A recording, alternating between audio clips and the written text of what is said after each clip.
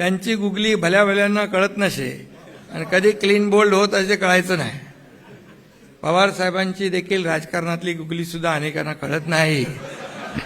कधी कधी बाजूला बसलेल्या लोकांची किंवा बसवलेल्या लोकांची गुगली माझे आणि पवार साहेबांचे अगदी प्रेमाचे आणि जिव्हाळ्याचे संबंध आहेत. त्यांनी आजवर मला कधी गुगली टाकली नाही. पुरस्कार ज्यांच्या नावे आहे त्यांचं ते आहेत महापराक्रमी महादजी शिंदे. तुम्ही मला पुरस्कार दिलात तो मी आहे एक कार्यकर्ता एकनाथ शिंदे. आणि इथं पुरस्कार देताना उपस्थित आहेत ज्योतिरादित्य शिंदे.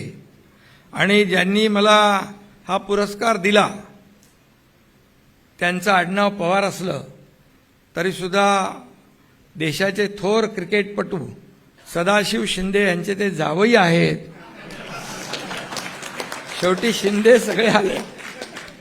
सदू शिंदे भारताचे प्रसिद्ध स्पिन बॉलर होते. त्यांची गुगली भल्या भल्यांना कळत नसे आणि कधी क्लीन बोल्ड होत असे कळायचं नाही. पवार साहेबांची देखील राजकारणातली गुगली सुद्धा अनेकांना कळत नाही. कधी कधी बाजूला बसलेल्या लोकांची किंवा बसवलेल्या लोकांची गुगली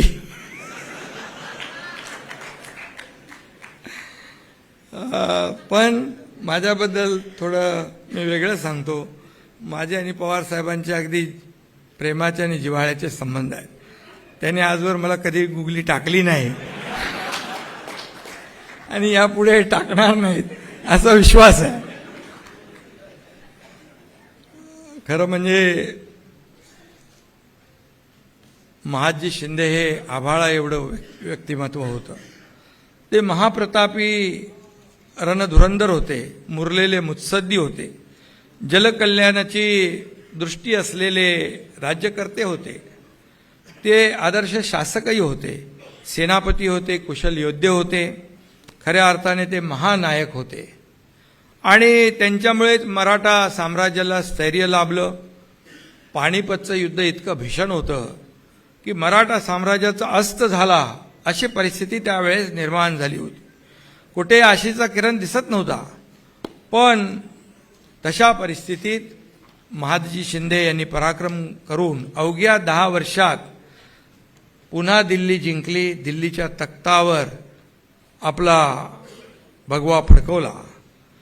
मराठ्यांचा भगवा पुन्हा दिल्लीवर डौलाने फडकला, अभिमानाने फडकला. आणि योगायोगाने कालच म्हणजे 10 फेब्रुवारी रोजी या पराक्रमाला 254 वर्ष पूर्ण झाली.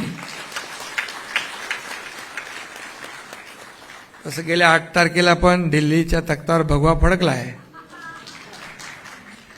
अटक से कटक तक हिंदवी स्वराज्यासाठी पराक्रम गाजवलेल्या महादजी शिंदेंचं नाव इतिहासाच्या पानात अजरामर झालेलं आहे.